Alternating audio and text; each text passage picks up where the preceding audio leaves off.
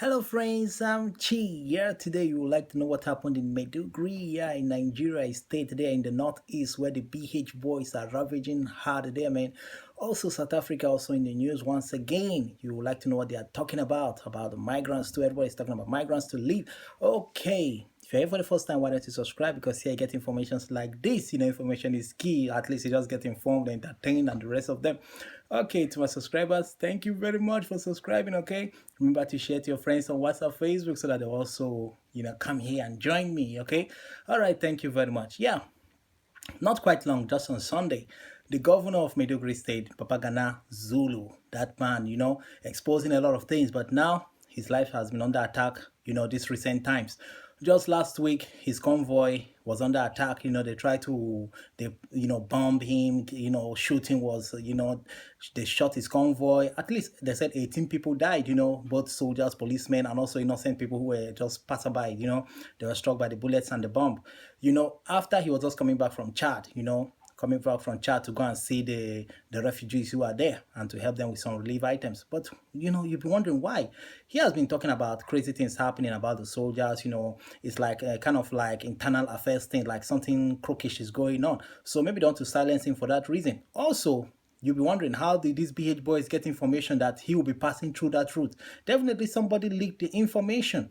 This is what he's saying. This is an inside job, man. So not quite long, just on Sunday, I think so, another attack was done on him returning from Baga town, where he just went to bring back some of those guys who ran away from their town, just to give them confidence that they should come back, everything is fine. So on him returning to the capital, where his, the house of the governor is, on him returning back there, his convoy was attacked again. You'll be wondering by what? Donkeys. Very, very funny, right? Donkeys. Donkeys. I'm telling you, these donkeys were having the bombs, man. These donkeys are having the bombs. A lot of donkeys were on the road coming towards his own convoy. These donkeys were planted all these explosive devices. So when the soldiers who were escorting the convoy and the policemen also, they saw these donkeys. They're like, no, no, no, this donkey does not look like a normal donkey. This donkey has the face of the BH boys too.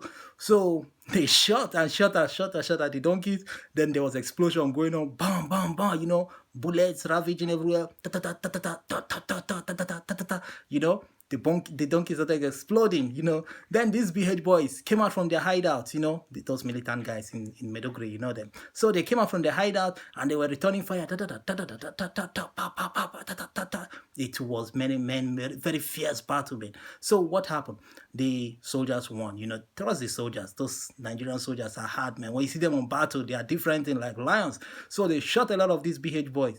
They eliminated a lot of them. Now I think maybe they are receiving judgment, or maybe they have already passed judgment on them. So you wonder where they are. You should guess where they are by now. So they have been eliminated finally. So nobody was hurt. The soldiers are safe. The governor is safe. Only that the convoy, those cars were perforated by a lot of bullets, man. But no problem. They will sell them and get new ones. Trust Nigeria. But these guys, these BH guys have been clamoring. I think they want their own kind of country. They want the whole northeastern region to be their country, to be a country where they can practice full-time Sharia. But there's no smoke without a fire. This is political, man. Political going on, because if it's not political by now, the fire must have been quenched, because these guys are just few people. You cannot tell me that all the soldiers in Nigeria cannot just go and flush all these guys. Sometimes they want to go and ambush this guy, but you'll be surprised that they're no more there. Instead the soldiers are being ambushed by the day, being killed. A lot of them are resigning, running away from the service. Resigning. A lot of people applying for resignation. Though I know that some of these soldiers too, they bribed their way in. Their father paid and they got in there, because then Nigeria was in peace. There was no fighting, but now there's a real fighting. They are scared of also dying. Only the brave ones are still there fighting till this day, man. Trust them. Those guys are great heroes, man. Gallant soldiers. So now they are talking about Sharia. They want Sharia. Let me tell you. Sharia is something that, because it has not affected you, you feel it's a very nice thing, man. 12 states in the northern region are practicing this Sharia, but just the surface kind of Sharia. Because if they practice the real one, I bet you most of them will be having one hands and one legs, and most of them must have been killed by now. Because why? They do the things that even the Sharia law is against. So they go after girls, they drink, they do crazy things too, like even the other one. Okay, I will not talk. So they do these things. Not quite long, a guy by name Yahaya Sharif Amino, he is a singer, from the Tijaniya Muslim sect, that group. Tijaniya, you as a Muslim, you know what I'm talking about, you know that sect. So he made a song which went viral, which he sent through WhatsApp. The song went viral, man. A lot of people saw that song and they were crazy because he's a gospel singer, you know, the Muslim gospel singers. So the song went viral. They were angry with the song. You'll be wondering what happened in this song. In that song, he was praising a certain imam, you know, elevating him more than the prophet, the holy prophet, man. So they're like, no, no, no, no. They can't accept this. This is blasphemy. So they protested, crowd. They went to the family house. They burnt it down, man. This guy ran for his life, but though he was caught by the Sharia police.